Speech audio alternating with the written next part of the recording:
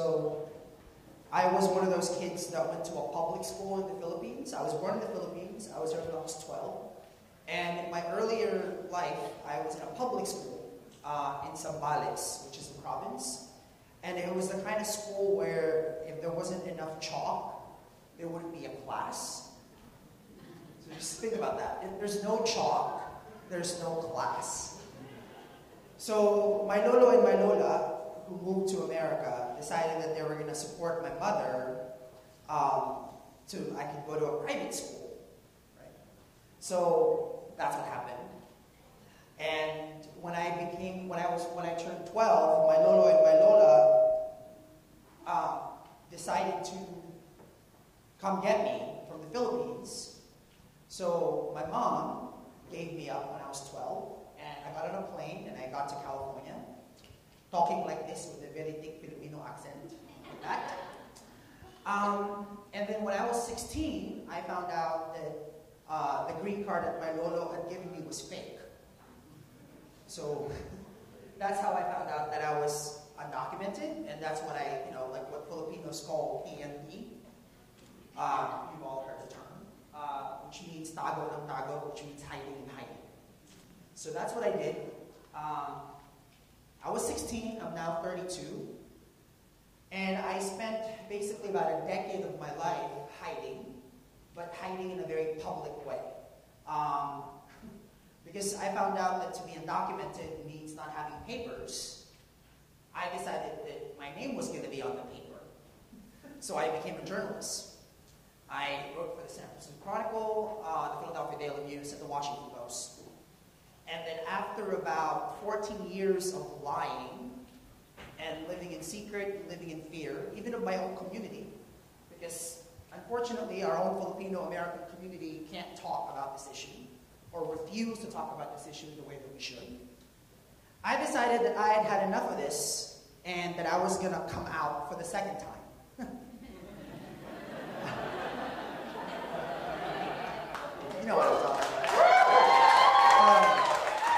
So, and how do I come out in a big way? So this was the big way. Isn't that a horrible photo? So, in the New York Times Magazine, I wrote a 4,000-word essay, basically admitting to everything. The fraudulent Social Security card that I use, the fraudulent ID that I used to get a driver's license, the fraudulent passport that my lolo got for me, basically everything that a lawyer told me not to do, I wrote in the essay. So this came out in 2 summers ago, and I sat at my apartment in Union Square, I live right around here, waiting for somebody to call me, to say, hey, what's up? Because after this happened, I did, did your own kind of media swirl of the Colbert Report, CNN, Fox News. I started traveling around the country, and yet no one contacted me, which was really kind of surprising to me. And as not the government. So as I traveled around the country, what was more interesting was how many undocumented Filipinos I was meeting. I don't know if you know this. Out of the 11 million undocumented people, about 1.2 million are actually Asian. And the predominant statistic out of the 1.2 million is actually Filipinos. About 300 to 400,000 undocumented Filipinos that we know of. So I would meet like undocumented students in Chicago and in Florida and in South Carolina, and started realizing that, again, like this is not an issue that we as a community like to talk about. So I decided that I had to do something else that was different. So I actually got just imagine 35 undocumented young people flying to New York for a photo shoot in the meatpacking district so we can all stand on the cover of Time magazine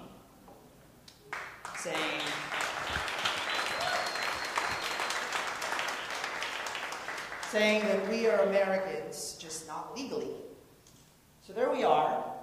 And as I've traveled around the country as a walking uncomfortable conversation, that's me crashing a Mitt Romney rally holding that sign. I get asked a lot of questions. I get asked a lot of questions like, why don't you just make yourself legal? Because I'm a masochist and this is like so much more fun. They ask questions like, what do you mean you can't get in a line somewhere? They just think all I gotta do is show up at an office and fill out a form and then wait, right? What do you mean your mother can't come here? Can't she get a tourist visa? Well, because my mother did not graduate college and she doesn't own property. So unlike being like a woman from France or Germany that can just come to the United States and, spend a weekend shopping at Bloomingdale's and see the Book of Mormon, Filipinos, if you don't have money, you don't have education, you can't just come here as a tourist. So these are the kind of questions that I would get asked. I decided about 2 years ago, before I even publicly outed myself, that I was going to document this, that I was going to chronicle whatever it was I was going through. I decided that I was going to do a documentary on the DREAM Act. And so I started filming. But a year into the documentary, it changed. The tone of the documentary changed. And the title of the documentary actually is Documented, a film by an undocumented American. That card that you see there is the fake green card that my Lolo bought for me for $4,300. I used to be so ashamed of that fake green card because I hated my grandfather for doing what he did. I didn't understand it. I hated him for not thinking it through. I didn't understand why he thought I could just marry a woman and get a citizenship and be done with it. I just resented that card. And in doing this film, I decided that, as I've grown older, I've gotten to be more proud of it and that I was going to put it on the poster of the film in honor of him. And this documentary, actually the main producer is Sean Parker, the guy who co-founded Napster. I convinced him, thankfully, to produce the film. The film travels from Iowa to Alabama to Florida, across the country, and then it actually goes to the Philippines. I came to this country on August 3rd, 1993, and I haven't seen my mother since. I've been here 20 years. As you can imagine, it's been kind of weird. I've been editing my mom for 6 months. I've seen more of my mom in an editing room than I have in 20 years. And the film is it's dedicated to her. And I guess when we ask about the theme of today is thinking about the future and solving unsolvable problems, I think I'm really heartened by the fact that, you see like such a bright Filipino-American community thinking about the Philippines and thinking about issues like education and globalization and, What I would also hope is that you start asking questions about why you got here and why you're here. And I would also hope that in this very critical time, you get involved. There isn't anybody in this country that I will not talk to when it comes to this issue. Starting next week, I'm going to start like a 30-state tour of the country. Wisconsin, Ohio, Kansas, North Carolina, South Carolina, Alabama, Mississippi, Iowa. Engaging with as many conservatives and as many Americans as I possibly can. And sometimes it pains me when I can't even engage with my own community. So I would just urge you, as you think of the next day and for making it better, to be involved and to not take your privilege of being here, of having been born here, of having papers for granted. So please check out defiedamerican.com. We're going to be having a big premiere here in New York, I think in the next month and a half. And thank you for the support. Thank you. Well, so it's such an honor to have like these speakers and also Jose to share his story here. And so we just want to open it up to 2 questions. And so anyone want to ask? No one has a question. Oh, there she is. This is really, really inspiring. you mind introducing yourself? I'm Elsa. Hi. My name is Elsa. And it's just very emotional just hearing from you and hearing your story. What is your status now? So I'm still undocumented. Thankfully, DOMA, the Supreme Court just struck down DOMA, which means that I could actually get married and get papers. That wasn't possible before after day. So, I'm looking for dates. My Lola would love a Filipino person, so, Filipino boyfriend would be great. Yeah, go ahead. And someone who has a degree on something. I don't really care what, but, something. Yeah. But do you feel that, or do you think that it's a positive, just looking into the future, it's going to be a positive outcome in terms of immigration? I'm not, look, I was a political reporter, so I know how this shit goes. Meaning, inside the Beltway, Washington, D.C. thinks that immigration reform is dead this year. Syria and the debt ceiling and Obamacare, apparently our politicians can't chew gum and eat at the same time, so they can only focus on one issue at a time.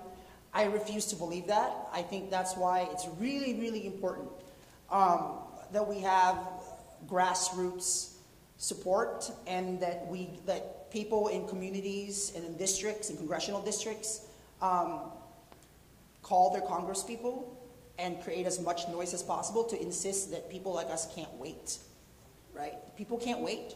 I personally can't wait.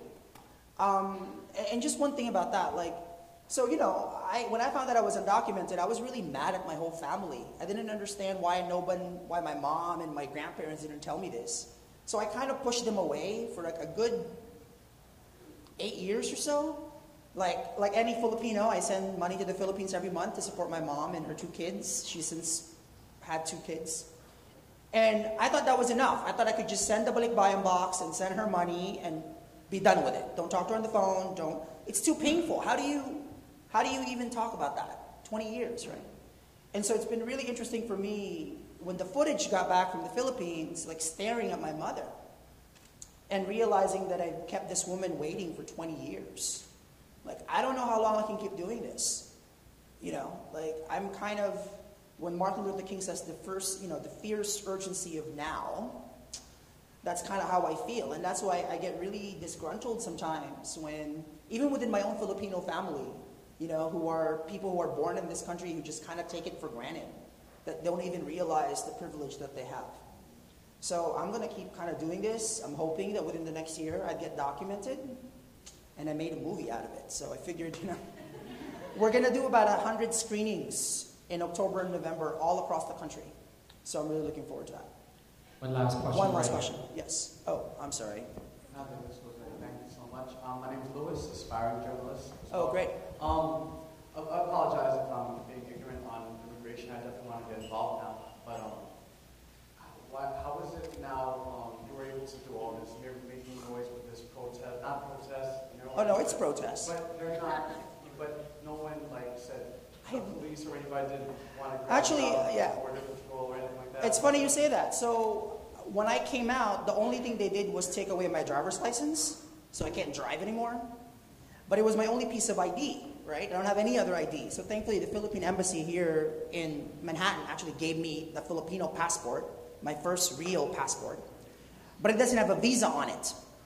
So that's my ID. So my only piece of ID right now is my Bank of America debit card, the Filipino passport, and the Time magazine cover.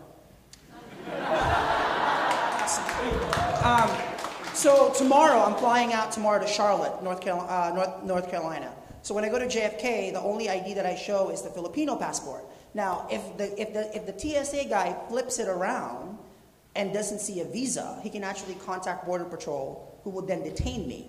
But since I look the way that I do, right, and I speak the way that I do, right, if I were brown, if I were darker, if I look, quote unquote, Mexican, they would probably be more inclined to check the ID, but no one ever does. Now, mind you, when I was writing the cover story for Time magazine, I actually called the government myself. I said, hi, I'm Jose, I'm writing a story, I haven't heard from you, what's up? And that's in the film. Are you going to deport me? Why? Why not? I'm not kidding around. But the answer from the government was no comment. And I think in many ways, that's a metaphor for how our country thinks about people like me. You know we're here. We're serving you food at Chipotle. We're picking up the strawberries and the tomatoes. We go to colleges with you. Go to the same church with you. You know we're here. But you would just rather not talk about it. No comment. Well, that's unacceptable.